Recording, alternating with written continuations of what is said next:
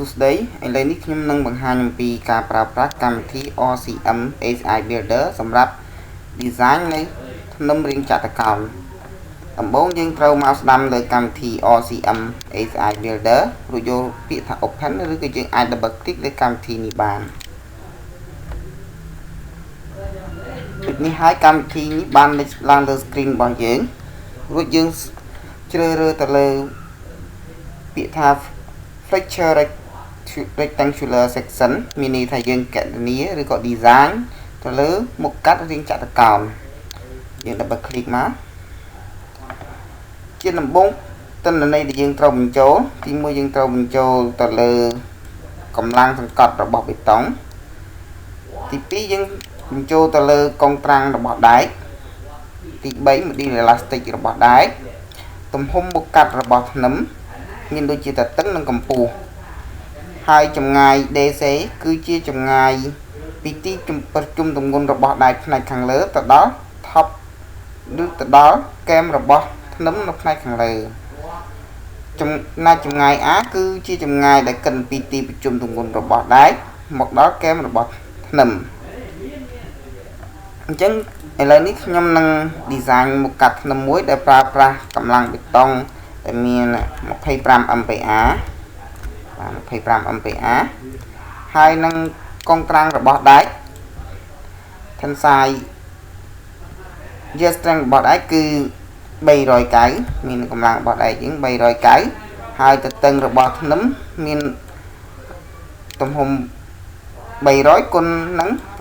700ហើយខ្ញុំគិតថាទីប្រជុំទម្ងន់សន្មតដំបូងរបស់ខ្ញុំគឺផ្នែកខាងលើមានកម្ពស់90 មីលីម៉ែត្រនិងខាងក្រោម90 មីលីម៉ែត្រដែលខ្ញុំគិតថាពីប្រហាក់ប្រហែលនឹងការតម្រៀបដែក2 layer បន្តមកទៀតយើងត្រូវបញ្ចូលទិន្នន័យទៅក្នុង calculate area of steel មានន័យថាយើងបញ្ចូលនៅមុំម៉ង់ខាងក្រៅដែលកើតចេញអំពីបន្ទុកខាងក្រៅគឺខ្ញុំដាក់ឧទាហរណ៍ថាខ្ញុំដាក់400 MPa 400 គីឡូញូតុនគុណ1ម៉ែត្រមានន័យថាមុំម៉ង់ខាងក្រៅរបស់ខ្ញុំមានរហូតដល់400 គីឡូញូតុនអញ្ចឹងបន្តមកទៀតខ្ញុំត្រូវ select ទៅលើមុខកាត់ដែកដែលខ្ញុំចង់ប្រើប្រាស់គឺខ្ញុំប្រើដែក20 លីតើមកយើងគ្រាន់តែចុចទៅលើពាក្យថា calculate នៅពេលនោះកម្មវិធី ASI Builder នេះនឹងកណនាឲ្យយើងនឹង design ឲ្យយើងបានតែម្ដងគឺមានន័យថាយើងត្រូវប្រើប្រាស់ដែក7ដើម20 លីនៅក្នុងតំបន់ទាញបាទអញ្ចឹងយើងអាចអានទិន្នន័យមួយចំនួនដូចជា depth of compressive block មានន័យថាកម្ពស់នៅតំបន់សង្កត់ប្លុកតំបន់សង្កត់របស់យើងក្រឡាផ្ទៃដែកទាញក្រឡាផ្ទៃដែកសង្កត់គឺពុំត្រូវការទេហើយនេះគឺជា minimum ក្រឡាផ្ទៃដែក minimum និងក្រឡាផ្ទៃដែក maximum ដែលត្រូវ apply អាច apply បាននៅក្នុងមុខកាត់30គុណឲ្យ70នេះបន្តមកទៀតយើងអាចបើកមើលទិន្នន័យឬក៏ report យើងគ្រាន់តែចុចទៅលើនេះមកហើយយើងដាក់ឈ្មោះជាប់របស់យើងដាក់ថាឧទាហរណ៍ថាខ្ញុំដាក់ B1 report សម្រាប់ធ្នឹម B1 ដែលមានមុខកាត់30គុណឲ្យ70នេះបាទ30គុណឲ្យ70បន្តមកទៀតយើងយកពាក្យថា OK អញ្ចឹងនេះគឺជាទិន្នន័យដែលយើងទទួលបានគឺជារបាយការណ៍ដែល program បានបង្កើតមកគឺពណ៌នានៅស្ថានភាពរបស់ធ្នឹមរបស់យើងគឺមានន័យថាយើងប្រើប្រាស់កម្លាំងបេតុង25 MPa កម្លាំងដែក390 model elastic របស់ដែកគឺ2សែន Phi មេគុណកាត់បន្ថយ resistance គឺ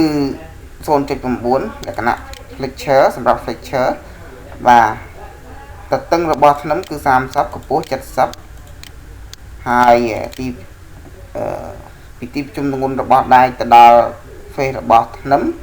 គឺ90ដូចគ្នាទាំងតំបន់ទីនិងតំបន់សង្កត់បន្តមកមុំម៉ង់ដែលយើងបាន apply គឺ apply រហូតដល់400 គីឡូញូតុនគុណ1ម៉ែត្របាទហើយធ្នឹមរបស់យើងត្រូវបានដំណើរការ ត្រឹមតែជាលក្ខណៈ single reinforcement section តែប៉ុណ្ណោះអញ្ចឹងនេះគឺជារូបមន្តដែល program បានកណនីដើម្បីរកសរសៃដែកឬក៏ design រកសរសៃដែកគឺយើងអាចឆែកបានដោយទីមួយគឺយើងអាចមើលមកកលាផ្ទៃរបស់ដែកគឺត្រូវកលាផ្ទៃរបស់ដែកគឺ 3178.31 mm ការ៉េគឺជា maximum area steel for single reinforced section មានន័យថាកលាផ្ទៃដែកដែលត្រូវនឹង section 300 x 700 ហ្នឹងគឺអាចត្រូវបាន apply រហូតដល់ maximum គឺអាចប្រព្រឹត្តទៅបានត្រឹមតែ 3178.31 តែប៉ុណ្ណោះហើយ strength របស់ដែកគឺ 0.005 compressive strength របស់បេតុង 0.003 ហើយកម្ពស់ប្រសិទ្ធភាពរបស់ធ្នឹមក្រោយពីបានដកនៅពីទីប្រជុំទម្ងន់របស់ដែកមកដល់កែមខាងលើរបស់បេតុងគឺហាស់ដក DC ស្មើនឹង 610 គឺជា deep effective ឬក៏ effective deep បន្តមកទៀតគឺជា maximum resistance moment for single section គឺមានន័យថាធ្នឹមរបស់យើងមានលទ្ធភាពត្រង់លក្ខណៈជា single reinforcement មានន័យថាដែកធ្វើការតែក្នុងតំបន់ទាញហ្នឹងគឺមានលទ្ធភាពរហូតដល់ 572.05 ឯណោះហើយអញ្ចឹងហើយគឺយើង apply moment មកទៅជាងមកលទ្ធភាពរបស់ធ្នឹមយើងទេអញ្ចឹងមានន័យថាធ្នឹមរបស់យើងនឹងមានសុវត្ថិភាពបន្តមកទៀតនេះគឺជាព័ត៌មានដែលបានបញ្ជាក់មកថាmoment ខាងក្រៅរបស់យើងនឹងគឺតិចជាង moment ដែលលទ្ធភាពធ្នឹមរបស់យើងគឺរហូតទៅដល់ 172.05 គីឡូញូតុនគុណម៉ែត្រឯណោះហើយខាងក្រោមនេះគឺការកណនានៅក្រឡាផ្ទៃដែកបាទក្រឡាផ្ទៃដែកគឺ equivalent compressive block ដែលគឺប្រព្រឹត្តទៅតាមប្រព័ន្ធដូចបានបង្ហាញនេះហើយក្រឡាផ្ទៃដែកដែលត្រូវការគឺមានចំនួន 2086.50 មីលីម៉ែត្រការ៉េគឺជាក្រឡាផ្ទៃដែកដែលត្រូវការសម្រាប់ទប់ទល់ទៅនឹងម៉ូម៉ង់ខាងក្រៅ 400 នេះបាទអញ្ចឹងម៉ូម៉ង់ខាងក្រៅ 400 អញ្ចឹងត្រូវការក្រឡាផ្ទៃដែកត្រឹមតែ 286.50 មីលីម៉ែត្រការ៉េតែប៉ុណ្ណោះសម្រាប់ការឆែក minimum និង maximum steel area បាទឬក៏ការឆែកនៅក្រឡាផ្ទៃដែកថាតើយើងដាក់នៅក្រឡាផ្ទៃដែកហ្នឹងគឺត្រឹមត្រូវនៅក្នុងចន្លោះពីក្រឡាផ្ទៃ maximum និងក្រឡាផ្ទៃ minimum ដែរទេអញ្ចឹងគឺក្រឡាផ្ទៃ maximum ស្មើនឹង 0.04 BD ទេស្មើនឹង 7320 មីលីម៉ែត្រការ៉េហើយក្រឡាផ្ទៃដែកដែលត្រូវការរបស់យើងគឺត្រូវការត្រឹមតែ2086.50 គឺតូចជាងក្រឡាផ្ទៃ maximum អញ្ចឹងហើយបញ្ជាក់ថាគឺការដាក់ដែកនេះពិតជាត្រឹមត្រូវហើយដែក minimum របស់យើងត្រូវប្រព្រឹត្តទៅតាមសម័យកាល 3 ដែលបានពណ៌នានៅខាងក្រោមនេះគឺជាតម្លៃ maximum នៃក្រឡាផ្ទៃនៃសម័យកាលទាំង3នេះតម្លៃណាដែល maximum គឺជាក្រឡាផ្ទៃ minimum គឺជាក្រឡាផ្ទៃដែកដែល minimum អញ្ចឹងក្រឡាផ្ទៃដែកដែល minimum នោះគឺធំជាងតូចជាងក្រឡាផ្ទៃដែកខ្វាយដូច្នេះហើយគឺយើងអាចនិយាយបានថាអូខេគឺការប្រព្រឹត្តទៅគឺពិតជាមានភាពប្រក្រតីមិនមានបញ្ហាទេដូច្នេះហើយយើងក៏បានសន្មតចូលនៅដែក20នេះ7ដើមអញ្ចឹងយើងអាចកែប្រែនៅព័ត៌មានមួយចំនួនដើម្បីឲ្យមានការសន្សំសំចៃដោយសារតែលទ្ធភាពរបស់ធ្នឹមយើងមានរហូតដល់ 572.05 ហើយយើង apply ម៉ូម៉ង់ត្រឹមតែ400តែប៉ុណ្ណោះមានន័យថាម៉ូម៉ង់ដែលយើងប្រមូលបន្ទុកបានមកគឺចេញមកពីការ analyze នៅគ្រឿងបង្គុំរបស់យើងនៅ frame របស់យើងហ្នឹងគឺមាន400ហើយការដាក់មុខកាត់ដើម្បីប្រើប្រាស់ទប់នឹងម៉ូម៉ង់នេះគឺហាក់ដូចជាធំជ្រុលបន្តិចអញ្ចឹងយើងទៅត្រឡប់សារថ្មីវិញ ដើម្បីបន្ថយនៅព័ត៌មានមួយចំនួនដើម្បីឲ្យមានភាពសន្សំសំចៃអញ្ចឹងខ្ញុំអាចបដូរវិញបដូរមុខកាត់បន្តិចគឺត្រឹមតែ30 បាទមានន័យថាយើងបន្ថយកម្ពស់របស់ធ្នឹមដែលអាចមានន័យថាអាចបន្ថយនៅកម្ពស់ប្រសិទ្ធភាពរបស់ធ្នឹមយើងផងដែរបន្តមកទៀតយើងអាចប្រើដែកត្រឹមតែថាប្រហាក់ប្រហែលជាមួយស្ទាប់បាទដែកមួយស្ទាប់ទេហើយយើងអាច calculate ហើយយើងអាច calculate area steel របស់យើង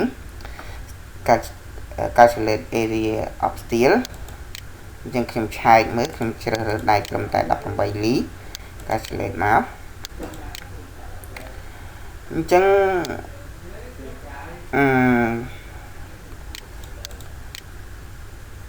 ខ្ញុំ calculate មានន័យថា section is verified section work is simply ដដែលបាទតែត្រូវការរហូតដល់10ដើមបាទ10ដើម8លីបើគិតទៅប្រហាក់ប្រហែលជា3 layer អញ្ចឹងការសន្មត់នៅកម្ពស់ D របស់យើងដូចជាមិនត្រឹមត្រូវទេព្រោះអី DC របស់យើងអាចកើនរហូតដល់90ទៅ100អាច120ឯណោះអញ្ចឹងឥឡូវខ្ញុំដាក់20លីខ្ញុំសាកដាក់20លីមកការឆ្លេប8ដើមគឺអាចដាក់90ហ្នឹងហើយអញ្ចឹងខ្ញុំចូលមកដាក់90វិញហើយខ្ញុំកាឆ្លេបបាទគឺមានន័យថាធ្នឹមរបស់យើងធ្វើការរហូតដល់10លីបាទ section work is 10លីមានន័យថាយើងត្រូវការតំបន់សង្កត់ជួយដែរបាទត្រូវការដាក់ដែកក្នុងតំបន់សង្កត់ដើម្បីទប់ទល់ជាមួយនឹងមុំម៉ងខាងក្រៅមានន័យថាការ design របស់យើងហាក់ឈានទៅរកភាពសន្សំសំចៃខ្លាំងមែនតើហើយអញ្ចឹងយើងអាចមើល report អញ្ចឹងខ្ញុំដាក់ឆែកមកថាធ្នឹមរបស់ខ្ញុំបានកែប្រែហើយខ្ញុំដាក់ត្រឹម30ទេបាទហើយខ្ញុំ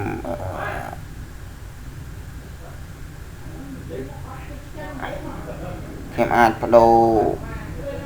មុខកាត់បន្តិចមុខកាត់ដែកដើម្បីឲ្យមានចំនួនដើមតិចអាចពង្រាយត្រឹម2ស្រទាប់បានបាទ2ស្រទាប់បាទអញ្ចឹងខ្ញុំ cancel សិនខ្ញុំដាក់20អាចថាដាក់25លីទៅចុះបាទ6ដើមគឺ2ស្រទាប់ហ្នឹងអាចប្រព្រឹត្តទៅបានត្រឹម2ស្រទាប់អញ្ចឹងនៅសល់នៅចូលលក្ខណៈ10លីដដែលអញ្ចឹងខ្ញុំមើល report អញ្ចឹងខ្ញុំដាក់ 1B1 ជាឈ្មោះធ្នឹមរបស់ខ្ញុំហើយ36បាទទាំងវា30កម្ពស់វានឹង60គឺមានន័យថាកម្ពស់ស្មើនឹង1តតឹងស្មើនឹង1/2នៃកម្ពស់បាទអញ្ចឹងព័ត៌មានមួយចំនួនដែលបានបង្ហាញនៅទីនេះទី1គឺយើងអាចបង្ហាញទៅលើកងត្រាំងរបស់បេតុងគឺកម្លាំងសង្កត់របស់បេតុងគឺ25 MPa bending yield strength របស់ដែកបាទ reinforcement yield strength របស់ដែកមានយើងជាភាសាសាមញ្ញថាជាកម្លាំងរបស់ដែកហើយជានេះគឺជា model elastic របស់ដែកបន្តមកទៀតគឺជាមេគុណកាត់បន្ថយហើយនេះគឺជាទទឹងរបស់ធ្នឹមកម្ពស់របស់ធ្នឹមហើយនេះគឺជាកម្ពស់យើងអាចមើលបានលើរូបភាពដែលបានបង្ហាញនៅលើ screen បាទហើយ DC គឺរាប់ពីកម្ពស់នេះមកបន្តមកទៀតនេះគឺជាមុំម៉ង់ដែលយើង apply បាទហើយក៏ដូចគ្នាគឺ concrete compressive strength strength របស់បេតុង strength របស់ដែកហើយនឹងកម្ពស់ប្រសិទ្ធភាពរបស់យើងគឺបានត្រឹមតែ510ទេមានន័យថាយើង610 90ទៅនៅសល់510មានកម្ពស់ប្រសិទ្ធភាព effective depth ហើយបេតារបស់យើងស្មើនឹង 0.85 បាទបេតារបស់យើងស្មើនឹង 0.85 ហើយ equivalent compressive block depth គឺស្មើនឹង 162.56 ហើយនេះគឺជាក្រឡាផ្ទៃរបស់ដែក maximum ហើយសម្រាប់ក្រឡាដែក MUR មានន័យថាគឺជាមុំម៉ង់សម្រាប់ single គឺបានត្រឹមតែ 399.87ទេបើខ្វះតែ3ទៀតទេគឺថ្នាំយើងហ្នឹង 0.03 ទៀតថ្នាំយើងគឺអាចធ្វើជា single បានហើយมันបាច់ចាំបាច់ឆ្លងដល់10លីទេបាទយើងស្ទើបន្តិចណាស្ទើតែបន្តិចទេស្ទើតែ 0.03 គីឡូញូតុនតែប៉ុណ្ណោះលទ្ធភាពវាខ្វះតែ 0.03 គីឡូញូតុនអញ្ចឹងថ្នាំយើងអាចធ្វើការត្រឹមតែ single ទេបាទហើយចូលទៅដល់10លីនេះបាទចូលដល់10លីនេះគឺការឆែកដើម្បីរលទ្ធភាពរបស់មុំម៉ងលទ្ធភាពរបស់10លីបាទក៏ដូចគ្នា natural oxidative ហើយ equivalent depth vector ជាដើមអ្នកអាចអាននៅព័ត៌មានដូចបានបង្ហាញនេះបាទអញ្ចឹងមុំម៉ងដែលកើតឡើងឬក៏ដែលកើតឡើងដល់10លីនោះគឺ90បាទ 910.34 នេះនោះបាទមានន័យថាយើងបូកចូលមក single ទៀតមកបាទហើយអញ្ចឹងយើងអាច section works doubly reinforced because បាទពីព្រោះតែ MUR របស់យើង400ហ្នឹងតូចជាង10លីហើយនឹង MUR របស់យើងហ្នឹងធំជាង single បាទគឺធំជាងតិចធំជាងតែបន្តិចទេបាទអញ្ចឹងយើងបើគិតទៅវាយើងអាចថាសន្សំសំចៃខ្លះដែរបាទខ្លះសន្សំសំចៃដូចទីហៅថាយើងអាស្តិកកំណត់ឲ្យយើងនឹងត្រឹមតែ60អញ្ចឹងយើងអាចធ្វើវាចូល10លីហើយឬក៏អាស្តិកគេអត់គេអាចកំណត់ឲ្យយើងត្រឹមតែ50តើយើងអាចធ្វើនឹងនឹងអាចទប់ទល់មុំម៉ងនឹងខាងក្រៅនឹងបានដែរទេបាទអញ្ចឹងមានន័យថាបើយើងយក36ហ្នឹងគឺអាចគ្រប់គ្រងទៅលើមុំម៉ងលទ្ធភាពរបស់យើងអាចគ្រប់គ្រងទៅលើមុំម៉ងខាងក្រៅបានហើយប៉ុន្តែអាស្តិកគេឧទាហរណ៍ថាអាស្តិកมันយល់ព្រមអាស្តិកឲ្យធ្វើត្រឹមតែ50អញ្ចឹងយើងអាចឆែកមើលថាកម្ពស់50ហ្នឹងតើអាចធ្វើបានដែរអត់ដែរទេបាទ50មានតែ35បាទមានតែតឹងរៀងធំបន្តិចតែយើងសាកពិតទៅមើលតើអាចធ្វើទៅបានដែរទេឬក៏យើងអាចដាក់ថា25 ទៅចាស់បាទ25 ព្រោះអីយើងដោយសារយើងឃើញ10លីយើងសល់ច្រើនបាទ25ហើយអញ្ចឹងយើងជ្រើសដែកនេះអាចត្រឹមតែដែក25ដែរចាស់យើងឆែកមើលមានន័យថា section យើងនៅតែ verify បាទ verify មែនតើគឺ section work 10លីបាទ10លីគឺត្រូវការដែក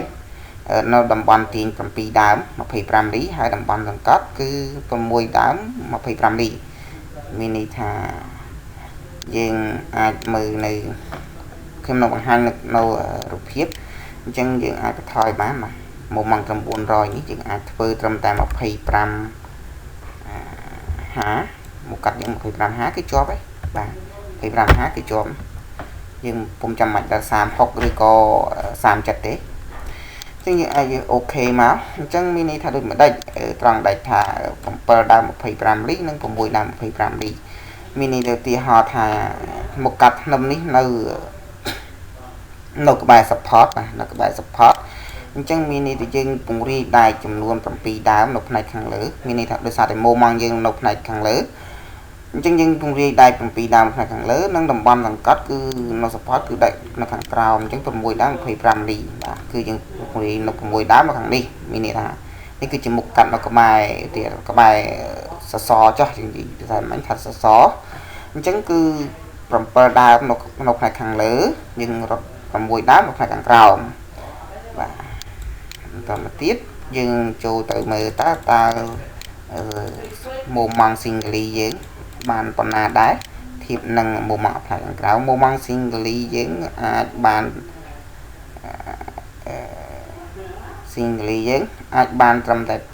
215ហើយ10លីយើងនៅបានរហូតទៅដល់475ទៅទៀតបាទមានន័យថានៅតែលើសលើសគួរសមដែរបាទលើសគួរសមដែរអញ្ចឹងយើងក៏អាចបដូរទិន្នន័យមួយចំនួនបាទបដូរទិន្នន័យមួយចំនួនដើម្បីឲ្យបន្ថយសាកបន្ថយរហូតទៅដល់ក្បែរនឹងធ្លាក់ឬក៏អាច cover ត្រឹមតែមកជាប់ ប្រហាក់ប្រហែលនឹង400នេះបាទអញ្ចឹងខ្ញុំសាកបន្ថយទៅទៀតបាទខ្ញុំសាកបន្ថយទៅទៀតគឺខ្ញុំបន្ថយ20លីទៅចាស់20លីបន្ថយដាច់គឺអត់សូមមានប្រសិទ្ធភាពទេបាទគឺយើងចង់បន្ថយកម្ពស់ទៅយើងអាចមានប្រសិទ្ធភាពច្រើនបាទអាណាបន្ថយដាច់គឺវាអត់ប្រយោជន៍ទេយើងដាក់20លី25លីទៅតែខ្ញុំនឹងបន្ថយកម្ពស់ខ្ញុំដាក់ថា25ខ្សែអាចធ្វើឲ្យបាទអញ្ចឹងយើងកាត់ឆ្លេតមកបាទអញ្ចឹងគឺ section is not sufficient to carry the apply moment មានន័យថាមុខកាត់របស់យើងនឹងមិនគ្រប់គ្រាន់ទេมันអាចកណនាបានទេព្រោះអីវាតូចពេក moment ខាងក្រៅយើងធំគួរសមអញ្ចឹងគឺ program มันអាច design បានទេឬក៏យើងកណនាដៃក៏ដូចគ្នាដែរគឺអត់អាចធ្វើទៅបានទេព្រោះមុខកាត់យើងតូចពេកបាទយើងរត់ទៅដល់10លីឬក៏យ៉ាងណាក៏มันអាចជួយឲ្យមុខកាត់យើងមានលទ្ធភាពទប់ទល់ជាមួយនឹងមុខខាងក្រៅនេះបានដែរបាទអញ្ចឹងយើងត្រឡប់មកវិញយើងដាក់ទៅ500វិញចុះបាទយើងលើសក៏មិនច្រើនប្រហែលដែរបាទយើងលើសត្រឹមតែយើងមើល report ទៅមើលលើសត្រឹមតែដូចជា70គីឡូញូតនគុណឲ្យម៉ែត្រទេ75គីឡូញូតនចុច99ទេបាទហើយការកណនាធ្នឹមបេតុងអាមេរីងចតកោណគឺមានប៉ុណ្ណឹងហើយខ្ញុំក៏សូមអរគុណសម្រាប់ការតាមដានទស្សនានៃវីដេអូរបស់ខ្ញុំបាទ